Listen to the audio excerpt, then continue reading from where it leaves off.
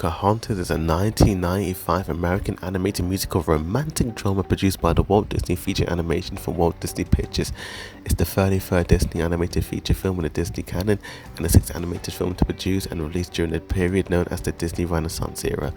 What's good is a boy did reviews, and today we're going to be reviewing Pocahontas, and it was directed by Mike Gabriel and Eric Goldberg, and it's loosely based on the life of the Native American woman of the same name.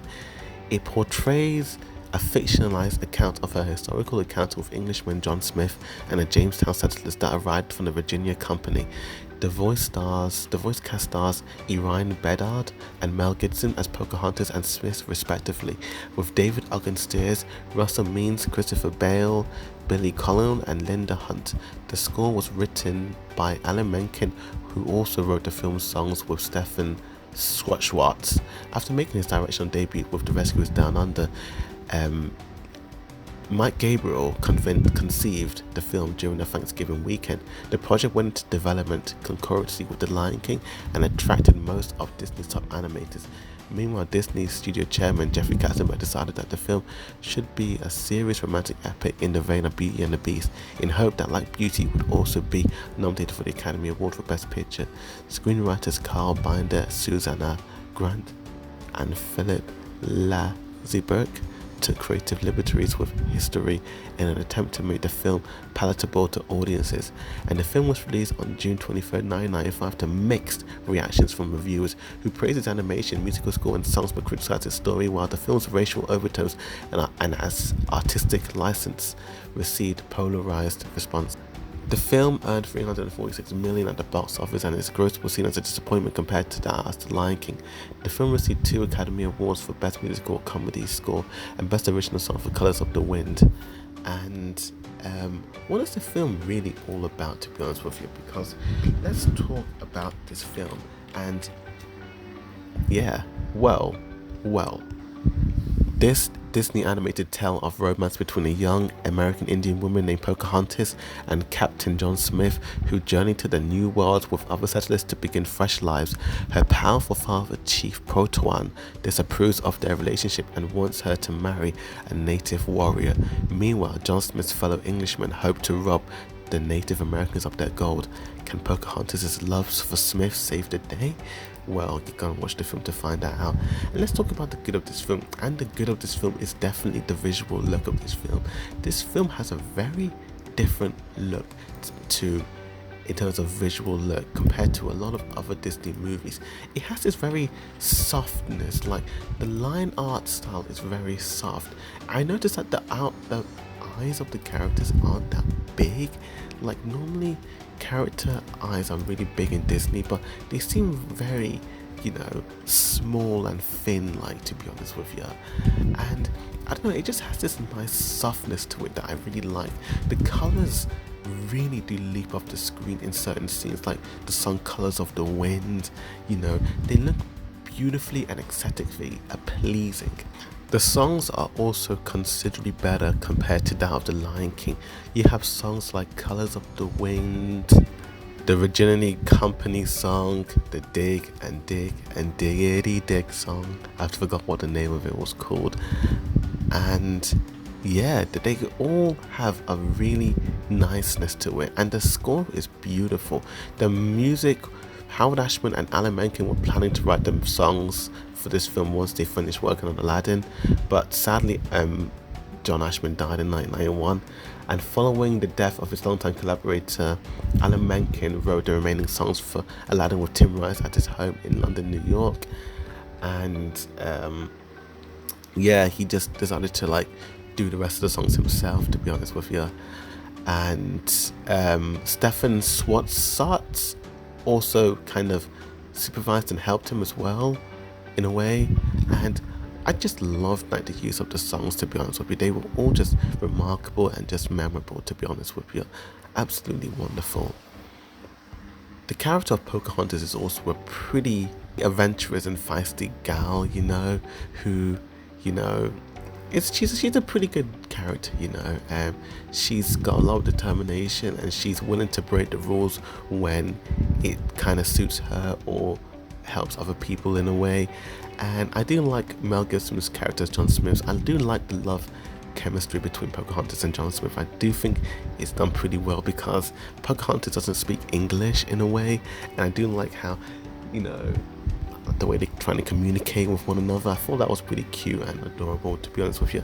David Ogden Stiers as Governor Radcliffe is this greedy, arrogant, and ruthless, ambitious governor who leads the expedition to Virginia to find gold and other riches. He is so evil, but I love that evilness about him. He's a very racist guy as well. He doesn't even see Pocahontas' people as human. He sees them as just scum of the earth, like that's this mud at the back of their feet, and he's just arrogant, evil, nasty.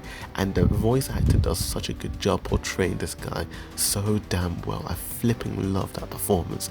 Very, very well done. He was definitely one of the best performances of the entire film. But let's get to my mixed aspect of the film, and it is possibly the kind of cliche. It's more negative, I would say. It's the plot. The plot is a little cliche. It's very Hollywood-esque in a way. It's kind of generic, and I feel like I've kind of seen these type of stories before.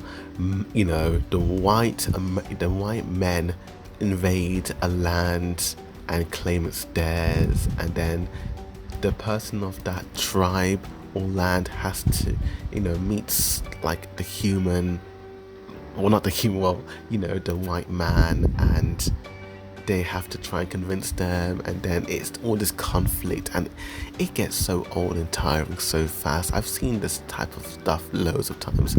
Avatar did it, and I think it copied this film, to be honest with you.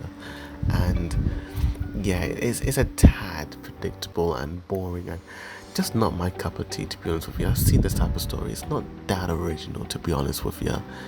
But this film came out before Toy Story 1, and I don't know, it didn't do that well in the box office, you know. And why do you suppose that was? Well, my original theory was that because people, you know, wanted to see more CGI movies, but Toy Story 1 came out after this film, so in a way people didn't get to see the whole experience. Maybe they saw the trailer of Toy Story 1, but this one came out a year after the big successful Lion King. So why do you think nobody really saw this film? Well, think about it. The Little Mermaid was a story about a princess named Ariel who fell in love with a human and decides to trade her voice for the ability to live on land. A film very much in the old Disney mold. A romantic fairy tale with child-friendly humor and compelling supporting characters. And then we had Beauty and the Beast, which kind of was a similar, you know, theme in a way, and Lion King was an animal story given more epic scope, with the Africa savannah framed as the kingdom and the cub Simba depicted as the young prince Hamlet, whose father had been murdered by his uncle. But Pocahontas was something entirely different. The success of Beauty and the Beast made Jeffrey Katzenberg to push for another romance of the film. I think the main problem with the film is that it kind of distorted history and kind of romanticized and dramatized the whole original story of Pocahontas into this movie.